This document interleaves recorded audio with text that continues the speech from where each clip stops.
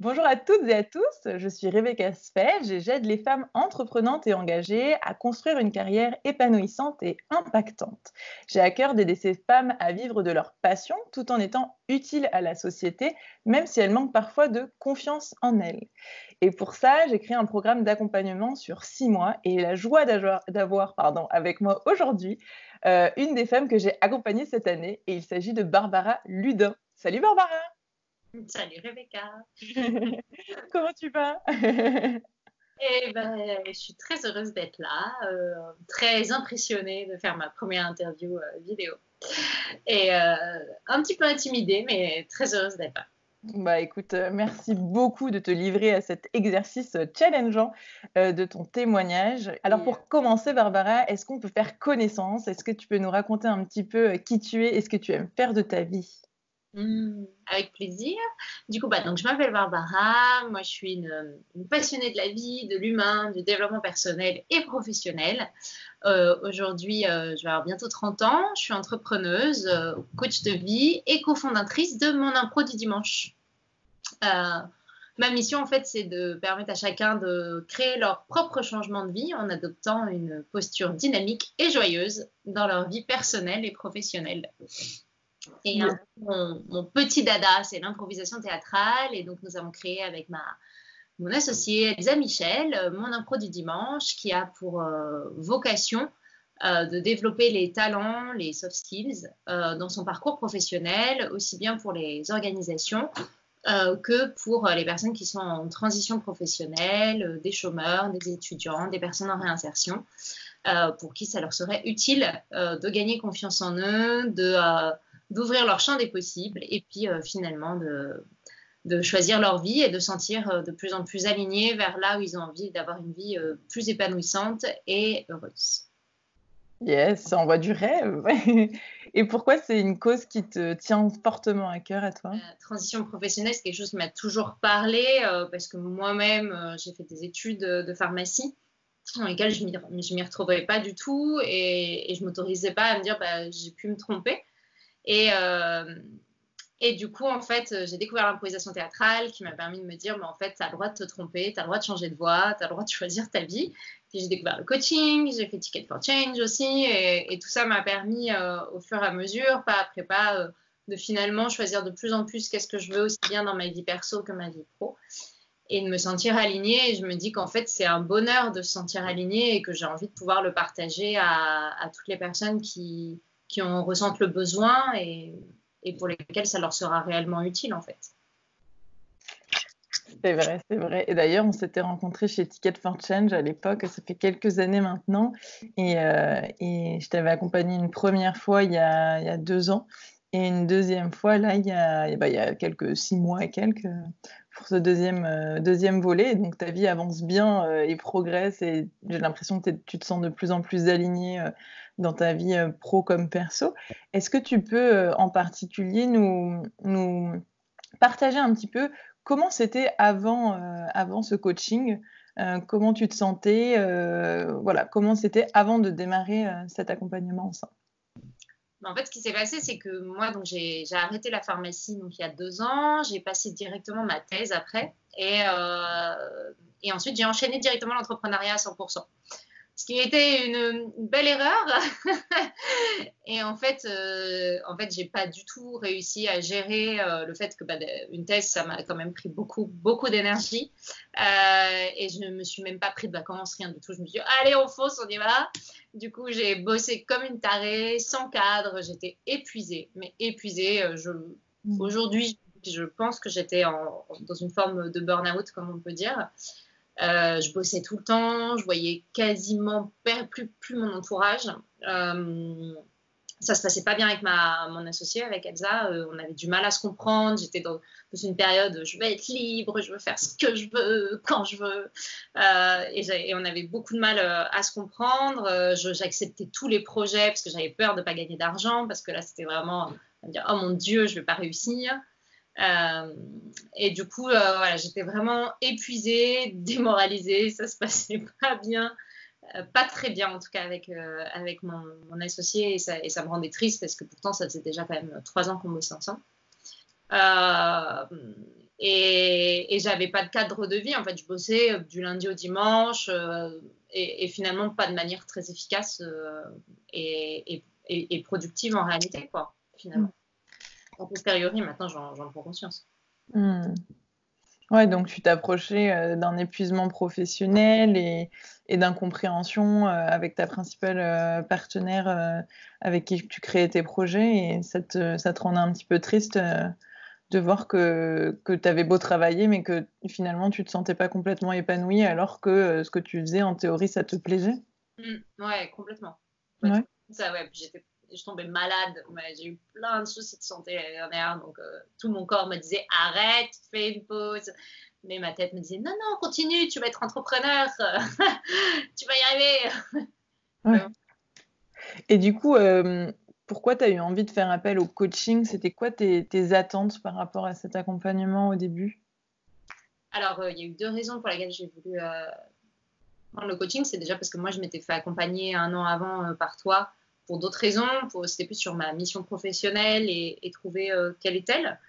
Et du coup, j'avais trouvé que c'était incroyable le changement parce que j'avais pris conscience d'un tas de choses et puis j'avais finalement aussi commencé à modifier pas mal de choses sur mon rapport à la prise de décision à l'autre. Et cette fois-ci, j'ai choisi le coaching parce qu'en fait, je sais que pour moi, c'était important de me donner toutes les chances de réussir mon entrepreneuriat, d'en vivre. Et je sais que j'avais besoin d'aller de l'avant. Je n'avais pas forcément besoin de comprendre les raisons pour lesquelles ça ne se passait pas bien. J'avais juste besoin de mettre des choses en place pour que dans l'action, j'arrive à retrouver un équilibre qui me convienne. Et je sais que le coaching, c'est vraiment sa force de finalement aller de l'avant, aller dans l'action. Et que si j'ai un projet qui me tient à cœur, au final, je sais que je vais tout faire pour mettre les actions en place pour avancer vers plus d'épanouissement et de réalisation. Yes, super. Donc l'envie d'aller de l'avant, c'est vraiment ça qui t'a encouragé à faire appel au coaching et tu avais envie de changement dans ta vie à ce moment-là et donc tu avais envie de t'engager là-dedans. Et qu'est-ce qui t'a donné envie parmi tous les super coachs qui existent et que tu connais de travailler et de me faire le privilège de travailler avec moi en particulier, chère Barbara? Parce que t'es géniale. Oui, non, mais vraiment, je pense vraiment. Déjà, moi, je t'ai connue à Ticket for Change et j'avais été particulièrement inspirée par nos conversations. Je me souviens plus de tout parce que ça date maintenant, c'était il y a 6 ans. Mais je sais que j'avais été. Enfin, t'es quelqu'un en qui j'ai confiance, t'es quelqu'un en qui je me sens libre de parler de manière fluide sans me sentir jugée. Je me sens pas du tout jugée par toi depuis le début. Et ça n'a jamais été le cas jusqu'à aujourd'hui. Donc déjà là-dessus, ça a été quelque chose d'important. Et après, je sais que tu es très compétente parce que déjà, je l'ai un petit peu vu à Ticket, je l'ai vu ensuite au premier accompagnement, puis maintenant, évidemment, au deuxième. Donc, sur tes compétences, j'avais aucun doute. Et parce que je sais aussi que tu accompagnes les femmes entreprenantes et du coup, pour moi, entrepreneuses. Donc, je savais que c'était aussi quelque chose que tu connais bien et que tu as l'habitude d'accompagner. Et aussi, mais ça, c'est parce que j'ai vécu le premier accompagnement, donc forcément, ça joue. Mais je sais qu'avec toi, je sais que tu arrives rapidement. En fait, je me sens très vite valorisée. Tu arrives rapidement à me faire éclaircir ma situation. Et à rapidement mettre des choses en place efficaces, écologiques. Et du coup, c'est très agréable, en fait. Ça va vite. Et en même temps, ça va aussi avec mes besoins. Super, ouais. Donc, c'est surtout, toi, tu avais besoin surtout de bienveillance. C'est ça, de bienveillance et d'avancer à ton rythme, à un rythme qui prenait soin de toi tout en ayant l'impression d'avancer rapidement. C'est ça, ce paradoxe. Est-ce que tu peux nous dire un peu comment ça s'est passé pour toi pour que tu réussisses à trouver le financement de l'accompagnement à un moment où tu te lançais dans l'accompagnement et où c'était vraiment un pari que tu faisais? En fait, c'est pragmatique. J'ai regardé combien il me restait de côté. Et donc, il me restait, pour être transparente, il me restait 6 000 de côté. Et j'ai eu peut-être une demi-journée d'hésitation parce que forcément, je me suis dit, je suis dans l'entrepreneuriat, je ne sais pas trop si je vais gagner ma vie ou pas. Et en même temps, ça n'allait pas du tout. Donc, en fait, j'aurais beau essayer de vouloir gagner ma vie alors que ça n'allait pas, c'était pas cohérent, c'était pas la priorité, en fait. La priorité, c'est que moi, je me sente bien, que je me sente bien dans ma vie perso et surtout et pro, mais forcément, tout ça est un petit peu interconnecté. Et donc, c'était la priorité, en réalité, qui allait me dire, de toute façon, si ça, je le règle, du coup, forcément, après, ça sera beaucoup plus simple pour le reste. Carrément. Du coup, tu as eu une demi-journée d'hésitation et puis après, ça s'est éclairci et tu as vu que c'était ta priorité et que c'était vraiment quelque chose qui était important pour toi, donc tu t'es lancée? Ouais. Ok. Écoute, bravo d'avoir investi en toi. Et du coup, comment tu as vécu l'accompagnement? Une fois cette décision prise, une fois que tu avais sauté, comment tu as vécu l'accompagnement et qu'est-ce que ça t'a apporté à toi? Plein de choses. Je l'ai très, très bien vécu. Très, très bien. Ça a été vraiment un vrai tremplin, un vrai transformateur de vie, un vrai apaisement à la fin de cet accompagnement. Et qu'est-ce qui a transformé? Je dirais que la toute première chose qui s'est passée, parce que j'étais vraiment en épuisement total, ça a été de ralentir. Ça a vraiment été la toute première chose, de ralentir. Donc, je suis partie longtemps en vacances. J'ai travaillé au début que 3 jours par semaine et donc j'avais 4 jours off.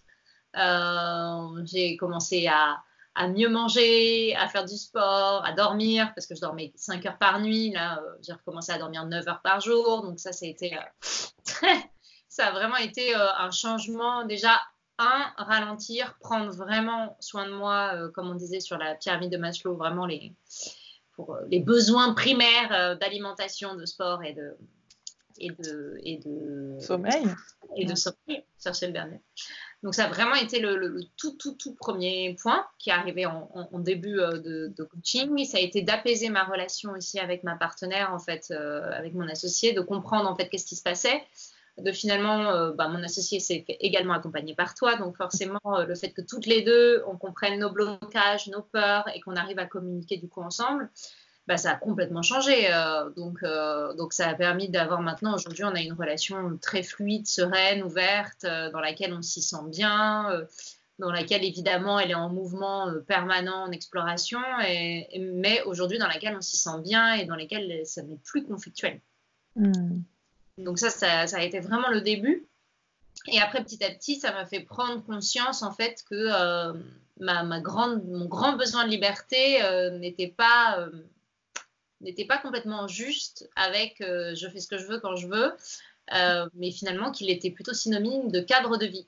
Et j'ai appris à aimer la routine, ce qui était pour moi un grand changement de vie, et finalement à mettre un cadre en fait, c'est-à-dire quand est-ce que je travaille, de quelle heure à quelle heure, quand est-ce que je me lève, le samedi dimanche c'est off, pas de boulot, le soir c'est les copains, le chéri, donc finalement rééquilibrer en fait tout ça en se mettant un cadre qui évidemment il a une part de flexibilité à l'intérieur dans le métier que je fais, mais qu'il a quand même une part aussi de routine à l'intérieur.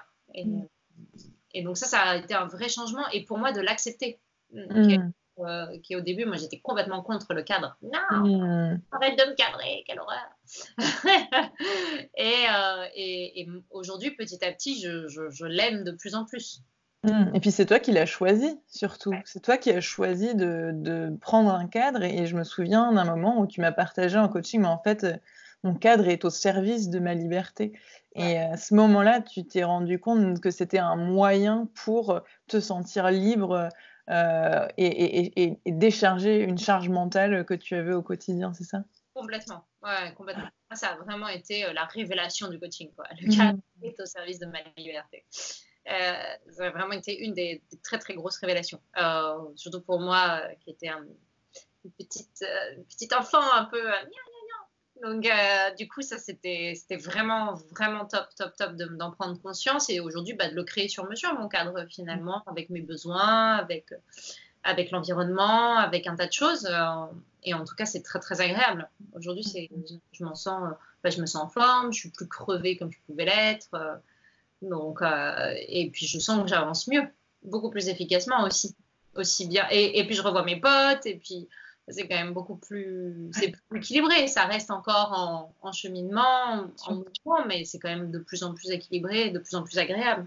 Oui, parce que cette histoire de cadre, finalement, c'est pas tant des contraintes de je dois travailler, je dois faire ça à tel moment absolument, et si j'ai pas envie, je le fais pas. C'est plutôt, ok, apprendre à me connaître, moi, Barbara, savoir ce que j'aime faire, quand est-ce que j'aime le faire, à quelle fréquence j'aime le faire, avec qui j'aime le faire, où est-ce que j'aime le faire. Et finalement, c'est créer ton mode de vie sur mesure. Et c'est ça qu'on appelle cadre aujourd'hui, mais ça a été vraiment toute cette capacité à te connaître tes envies, connaître tes rythmes pour pouvoir créer ta vie en fonction de qui tu es. Et ça, c'est très, très fort. Et tu l'as fait relativement rapidement, même si, comme tu le dis, c'est un cheminement et on apprend toujours mieux sur soi et ce qu'on veut et comment on veut créer sa vie. Mais en tout cas, tu l'as fait à une vitesse, à ton rythme. Et finalement, c'est en t'écoutant, tu as très rapidement réussi à t'écouter et à ajuster ton emploi du temps parce que tu en as vu les bénéfices rapidement. Donc, ça, c'est super. Est-ce qu'il y a un changement en particulier ou un moment du coaching en particulier qui t'a plus marqué? Il y en a 3 qui me viennent. Ouais. C'est parti. Le côté slasheuse. Le choix. Mais je m'aime comme je suis. Oui, je dirais que ça c'est très très perso, mais ça a été j'ai eu des gros soucis de santé là en octobre et je luttais un peu contre non ça va, tout va bien et en fait j'avais juste très très mal. J'avais vraiment des énormes douleurs horribles. Et en fait, ça a été un moment très fort. En fait, il n'y a pas forcément eu de changement, d'action après ça, mais juste le fait de l'accueillir. Il y a eu une séance où en fait, j'ai pleuré une grande partie de la séance. En fait, d'accueillir mon émotion, de me dire non, ça va pas, j'en ai marre, j'ai mal. Ça, pour moi, ça a été d'accueillir cette émotion négative, de la laisser me traverser.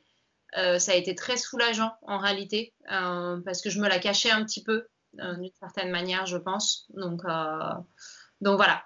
Donc ça a été pour moi un moment très très fort qui n'a pas forcément en effet amené tout le changement que j'ai dit juste avant, mais ça a été un moment très très fort dont je m'en souviens très très bien. Et après, en termes, je dirais, 2 autres moments, c'est ce qu'on a dit juste avant, hein, le fait de me dire ah putain, mais en fait, la liberté, c'est avoir un mode de vie que je choisis, dans lequel je le suis, dans lequel il y a son cadre à l'intérieur. Et ça, pour moi, ça a été une vraie prise de conscience extrêmement intéressante. Et la troisième que j'ai pas encore dit, c'est que maintenant, j'adore faire mon budget et mes finances. Ah, money, money, money. Alors qu'avant, je voulais pas regarder mes comptes. Limite. J'exagère un peu, mais c'est pas loin. Et aujourd'hui, maîtriser mon budget, en fait. Et ça, j'aurais jamais cru aimer ça, alors que maintenant, j'adore ça. C'est vraiment trop cool. Et en fait, le maîtriser, c'est beaucoup plus de liberté. Encore une fois, hein, on reste sur la liberté aussi à l'intérieur. Ouais, carrément. Il y a une révélation de j'aime bien les chiffres, en fait. Carrément. Yes, tu as réussi à trouver du fun dans la gestion de tes finances, de ton budget. Et du coup, de te sentir en maîtrise, en responsabilité de combien tu as besoin de gagner et du coup, d'organiser aussi ton temps, ton cadre en fonction pour pouvoir atteindre tes objectifs de façon plus sereine et finalement plus rapide parce que plus stratégique et plus organisée. Et ça, c'est une bonne surprise. Génial. Et ben écoute, c'est toujours un bonheur pour moi de réentendre une petite synthèse de ces 6 mois de progression. Avec un petit peu de recul, sur une échelle de 0 à 10, tu dirais que tu es heureuse de ton investissement dans le coaching en temps, en énergie, en argent, à quelle hauteur? 12 sur 10, c'est possible. 12 sur 10, mais bien sûr, c'est possible. Là. Hors cadre. Oui, non, entièrement satisfaite. 200% satisfaite. C'est une de mes, d'ailleurs, c'est ce que j'avais dit, hein, c'était une de mes meilleures décisions de l'année. Voire la première meilleure décision que j'ai prise. Bah écoute, bravo d'avoir su prendre cette décision parce que ça fait aussi partie des axes qu'on travaille ensemble, savoir prendre des décisions et les petits mouvements d'épaule, petits, clin d'œil, de coaching et ouais, bravo pour ton discernement et merci beaucoup pour ta confiance surtout. Hem Je me dis que là, on a des personnes qui nous regardent, qui peut-être sont confrontées à des situations similaires, à la tienne et qui se demandent peut-être, «Est-ce que c'est juste pour moi de me faire accompagner? Est-ce que c'est juste pour moi de me faire accompagner par Rebecca en particulier?» Est-ce que tu aurais, un conseil pour les aider dans leur prise de décision, à elles? Si vous avez un projet qui vous tient à cœur et qui est vraiment important, que ce soit du coup perso, pro, parce que bon, les choses sont imbriquées comme je disais avant, et qui est important à réaliser pour vous et que du coup, finalement, il y a des blocages, que ce soit de confiance, de burn-out, d'épuisement, de cadre de vie, de ne pas savoir par quoi commencer, d'être un peu perdu dans un flou de priorités, de pas savoir comment créer son propre cadre de vie, son propre mode de vie. Et de pouvoir réaliser que finalement le projet tient vraiment à cœur et c'est quelque chose qui est important, franchement, foncez quoi. Je trouve que le coaching, c'est absolument incroyable. Enfin, moi, je continuerai à me faire coacher. Hein. C'est pas... et d'ailleurs, c'est une découverte. Hein, même le coaching, quand on va bien, ça fait beaucoup de bien aussi. Ouais. Vraiment, s'il y a quelque chose, s'il y a besoin d'un changement, besoin d'un nouveau, de réaliser un projet qui tient à cœur, et qu'il y a des blocages, des moments un peu difficiles, à foncer. Franchement, il n'y a pas d'hésitation à avoir. Hein. Mmh. Super, ouais, c'est intéressant ce que tu dis sur, si ça va pas, demander de l'aide et si ça va bien, le coaching est aussi utile, voire même peut-être encore plus, parce qu'on peut travailler sur des sujets de fond, on peut avancer, on peut construire une vie, ambitieuse, joyeuse, voilà, donc c'est vrai que c'est intéressant de noter cette petite subtilité, que tu connais bien puisque tu es coach aussi et tu as été formée au coaching. Merci beaucoup pour ton regard là-dessus. Est-ce que tu as envie d'ajouter quelque chose, que tu as envie, que tu as sur le cœur et que tu as pas eu l'occasion de partager, dans les questions précédentes? Free time. Freedom. Moi, un immense merci à toi. Voilà, un immense merci à toi. Je pense que ce que j'ai envie de partager, c'est que la vie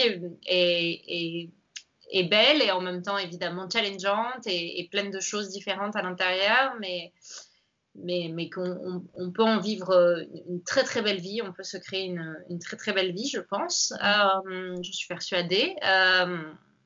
Et merci à toi parce que tu as vraiment été un pilier pour que je puisse avancer sereinement et de plus en plus, de manière de plus en plus épanouissante. Mmh. Bah, ça me fait immensément plaisir de l'entendre à nouveau et merci beaucoup à toi du fond du cœur d'avoir été une inspiration à chaque séance, de te voir, prendre, soin de toi de mieux en mieux, de te voir te challenger, avancer, de t'engager dans le coaching à un niveau qui donne tellement de sens à ma vie de coach, mais vraiment profondément. Donc merci infiniment, c'était une collaboration, pleine de plaisir et de complicité et de confiance et j'ai à cœur que cette belle relation continue, sous d'autres formes, amicales et puis professionnelles puisqu'on collabore sur une formation sur l'estime de soi, par l'improvisation et par le coaching en neurosciences. Donc on aura d'autres, façons de se voir et de continuer cette belle relation, d'échange. Tout à fait. Merci encore 1000 fois à toi Barbara. Pour celles et ceux qui nous regardent, eh bien, j'espère que cette interview, de Barbara vous aura, inspiré, appris des choses, peut-être encouragé à vous mettre en mouvement, soit en demandant de l'aide, soit en lisant, soit en allant à des conférences, soit, en écoutant des podcasts, soit en regardant d'autres témoignages ou d'autres articles sur mon blog. En tout cas, on vous soutient, vous aussi, dans vos projets. Et on vous souhaite beaucoup, beaucoup de bonheur pour la suite. Des bisous à tous et merci encore Barbara. À très vite tout le monde. Bye.